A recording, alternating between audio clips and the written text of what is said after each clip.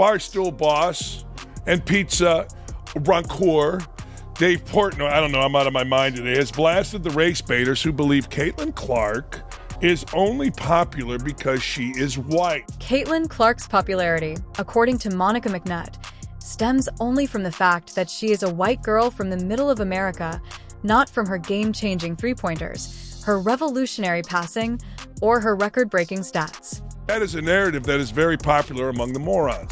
Major moron, Monica McNutt, how she has a job, I absolutely know, at ESPN, said, well, you know, she's in the Midwest, she's popular, and let's face it, she's a white girl. Really? Okay, let's examine. However, Dave Portnoy isn't letting this go. He has viewership figures that totally disprove McNutt's race-baiting narrative, and you won't believe how badly her argument breaks down when real facts are brought up. If you're a Caitlin Clark fan and don't believe McNutt's lies, leave a comment below with the city, state, or nation you're watching from. Are you ready to move on? Clark is a superstar, not a female superstar. She is a superstar. We were coming to see Caitlin Clark play.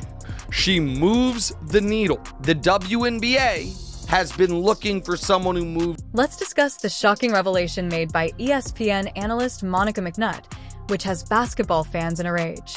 In an interview with BBC special correspondent Katie Kay, McNutt made a comment regarding Caitlin Clark that instantly went viral on social media. She actually said, Why her? Same thing. Why her? Well, I was just about to say same thing for Angel Reese when I had a chance to cover their games. But I think Caitlin represented, and again, some of this to me probably is not fair to her because it was not anything that she said or was truly based on her personality, but she was a white girl from the middle of America. Basically implied that Clark's enormous popularity is mostly due to her Midwest origins and race, rather than her exceptional talent or work ethic.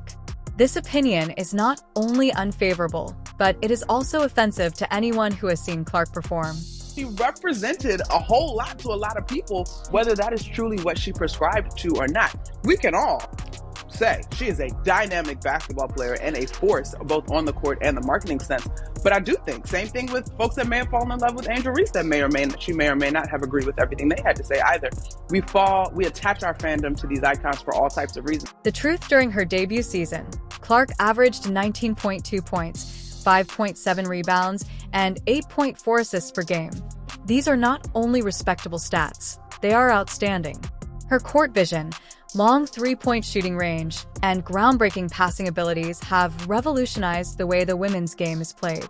Even more significant is the fact that the Indiana Fever will play 41 nationally broadcast games in the upcoming season. The networks choose these games based on ratings rather than a player's background. And Clark, the people's champion! Let's get it! That's a deep one. Bang! Just announced that Caitlin Clark and the Fever will be playing 41 of 44 games this year on national TV. You're coming to watch the other girl, right? Right? Bang! Teams are moving their games with the Fever to NBA arenas so they can sell more tickets. How about that? Bang! Angel Reese attempted a three this deep. I think she might dislocate her shoulder. Bang! You want some butter with that bread? Butter. Butter. Butter pecan! The highlight reel moments that have made Clark famous, the logo threes that render defenders defenseless, the no-look passes that thread impossible needles, and the clutch performances in high-pressure situations are all completely ignored by McNutt's remarks. None of those abilities have anything to do with being a white girl from the middle of America. Actually, a debate on who was Rookie of the Year last year. Imagine being that delusional. Bang! People need to understand she saved this league. Powder, there's no TV deals, no ad sponsorships, heck, no shoe deals for you, Angel Reese, no McDonald's money. The league losing millions of dollars each year. She saved them from bankruptcy. Time to be grateful. Bang! 93% of her games on national TV. She's like that! Bang! Social media users quickly criticize McNutt for downplaying Clark's accomplishments. We wouldn't see dozens of Caitlin Clarks if being white and from the Midwest were sufficient to make someone a basketball superstar, as one commenter pointed out. Instead, what makes her unique is her once-in-a-generation talent. LaDon, Sabrina, Brianna, Kelsey, Diana Taurasi. You had and have these white players in the league that never galvanized the people like this. All right? Now, granted, you can have some people come back and say, well, the media and the coverage wasn't as good as it is now. NILs and things like that weren't popping off. That has nothing to do with it. That has nothing to do with it, man. If they were that captivating, they would have got the eye. It is not only false, but it is also a disservice to the game and all the young players who look up to Clark regardless of their race or background to insinuate that her racial background is the main reason for her extraordinary impact on viewership rather than her transcendent skill set. Honestly, the main reason is because of her talents. It's not because of her race. Her race has nothing to do with it. You know, especially with kids. She's saying kids don't see color, man. The kids that I grew up around, and when I grew up as a kid, I didn't see color, man. I did not see color. I didn't care about color. I didn't know what color was. I just knew you were a human being, and I was trying to be your friend. It's kind of a crazy, nonsensical take to say that kids were looking up to her because she was white. The receipts date back to September 2024, when McNutt made the shocking claim that Caitlin Clark deserved only 60% of the credit for the Fever making the playoffs. For a moment, consider that the Indiana Fever hadn't made it to the postseason for 6 years prior to Clark's arrival, but somehow in McNutt's mind, the rookie who changed the franchise deserved barely more than half the credit for their success. What most people don't realize is that McNutt's remarks regarding Clark's race aren't just a one-time hot take. They're the latest in what seems to be a deliberate campaign to undermine Clark at every turn. The pick and roll between Caitlin and Aaliyah has been fantastic. Kelsey Mitchell is having a career year, and all of those role players get a slice. I don't know quite how. Well, that's a lot of pizza pie. I get you. But there's got to be one big slice, and that's Clark. What percentage are we talking about for Caitlin Clark? 80%, 90%, 95%? I mean, listening to her all season long, I've called a couple of their games. She's team first. Statistically, you're probably looking at least 60. The way McNutt talks about other famous players when referring to anyone who isn't Caitlin Clark makes this strange 60% estimate even more dubious. Normally, McNutt takes entire credit for team accomplishments, but after Clark abruptly demanded that the credit be divided, the Rookie of the Year debate ensued, during which McNutt strongly supported Angel Ree in spite of Clark's obviously stronger statistical argument.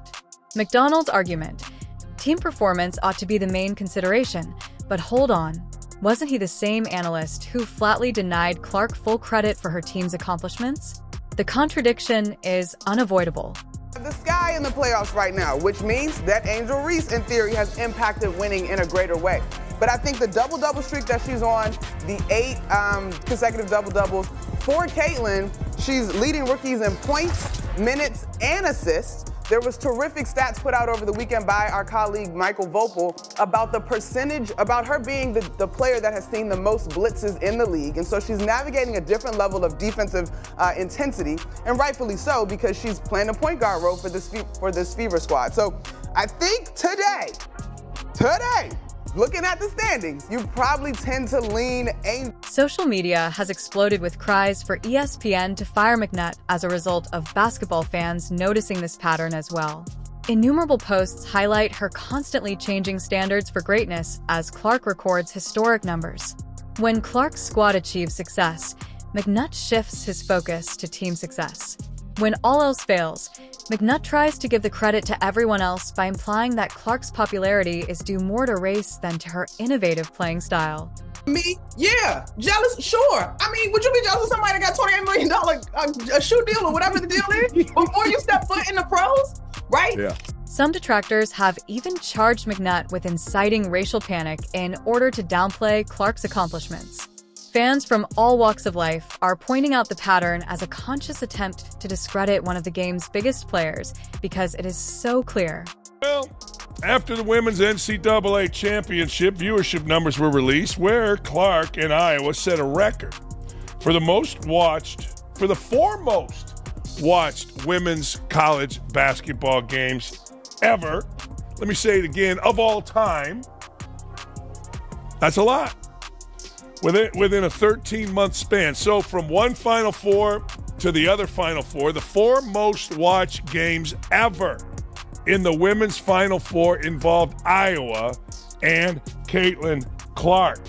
That's her junior and senior year ever. Dave Portnoy, the founder of Barstool Sports, entered the discussion just as the anti-Clark brigade was getting established with a statistical slam dunk that revealed the ridiculousness of McDonald's race-centered narrative.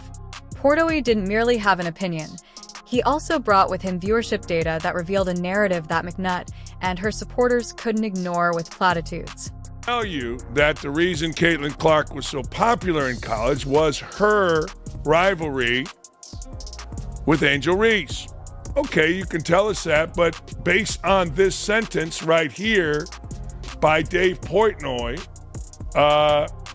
there is no Angel Reese.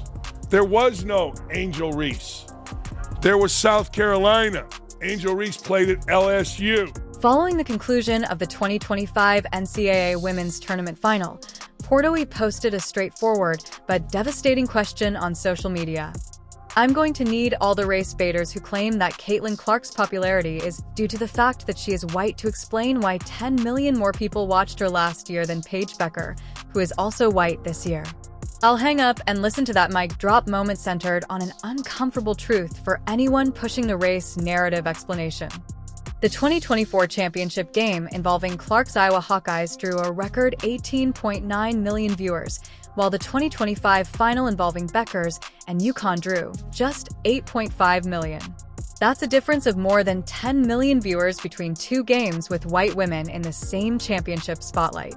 18.9 million, the most ever for a women's basketball game, as opposed to 8.5 million with a white star, Paige Beckers. Now, the 18.5 million did not involve Angel Reese, as I said earlier. It did not. Actually, it involved USC, South Carolina.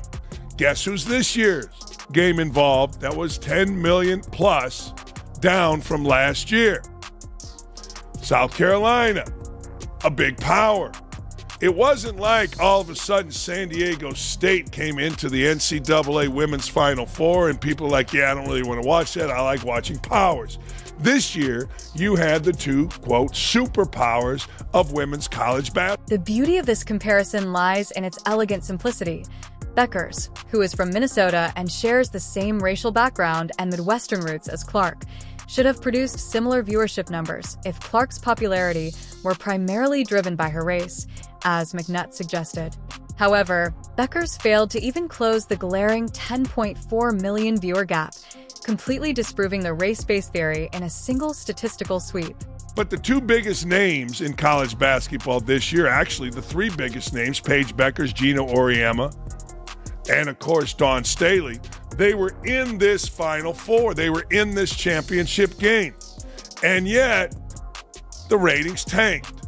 The ratings were over 50% less than the year. Portnoy had previously defended Clark from what he refers to as race baiters in December 2024, when he vehemently argued that Clark's fame had nothing to do with her skin tone in order to bolster his argument about her remarkable brilliance.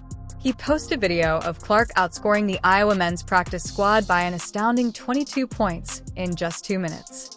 Portnoy's argument is especially strong because it provides visual proof of the skill that truly makes her appealing. It also supports McNutt's claim with a larger pattern that spans her college career and into her rookie WNBA season, showing that Clark's games routinely outperformed men's basketball games during comparable time slots.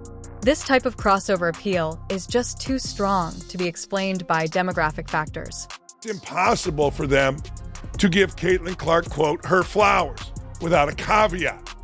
That caveat being, it's because she's white. Now, none of these women, Monica McNutt, Uchi Yamaguchi, whatever her name is, whoever that Carter girl is, whoever Elle Duncan is, whoever these people are, none of these women are going to come back and say, yeah, you know what? We might have been wrong about, well, she's a white girl and that's the reason she's so popular. They'll parse it. They'll say, well, we said how great she is. No. They're either too arrogant or too stupid to understand that what they've said all along about Caitlin Clark is just simply wrong. The statistics reveal something much more direct about Clark's popularity.